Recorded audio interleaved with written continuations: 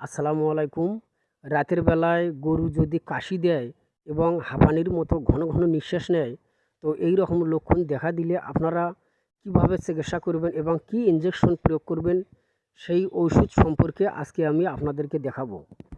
তো এই যে দেখতে পাচ্ছেন, মক্সিলিন ভেট ইনজেকশন, এইটা হলো অ্যামোক্সাসিলিন গ্রুপের ইনজেকশন। তো এইটার কাজ হচ্ছে পরিপাক তন্ত্রের রোগ সমূহের কাজ করে। মনে করেন নিউমোনিয়া, ব্রঙ্কাইটিস, তারপর ফোড়া রোগ, ক্ষত, পা পচা ইত্যাদি রোগের কাজ করে।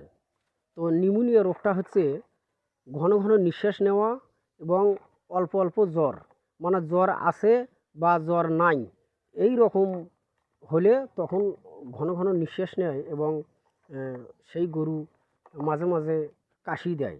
তবে রাতের বেলায় হলে একটু কাশ বেশি হয়, হাঁপানির মতো হাঁপায়া হাঁপায়া নিঃশ্বাস নেয়। যাই হোক, এই মক্সিলিন ভেট ইনজেকশন হচ্ছে, এইটা হচ্ছে 1 গ্রাম। তো আপনাদের গরু যদি 100 কেজির মতো হয়, মনে করেন 110-15 কেজি অথবা 100 কেজি, এইরকম হলে আপনার মক্সিলিন ভেট ইনজেকশন প্রয়োগ করবেন মাংসপেশিতে অথবা চামড়ার নিচে আপনারা প্রয়োগ করতে পারেন। তো এইটার মূল্য আমি দেখাইতেছি, আপনারা দেখুন। তো এটা হলো অ্যান্টিবায়োটিক। এইটার সাথে আপনারা আরও একটা ইনজেকশন প্রয়োগ করবেন, এই যে ফেনাড্রিল। এই যে ফেনাড্রিল ইনজেকশন, এইটা হচ্ছে 100 কেজি বডি ওয়েটের জন্য 5 থেকে 10 ml প্রয়োগ করা যায় মাংসপেশিতে। 5 থেকে 10 ml প্রয়োগ করা যায় মাংসপেশিতে।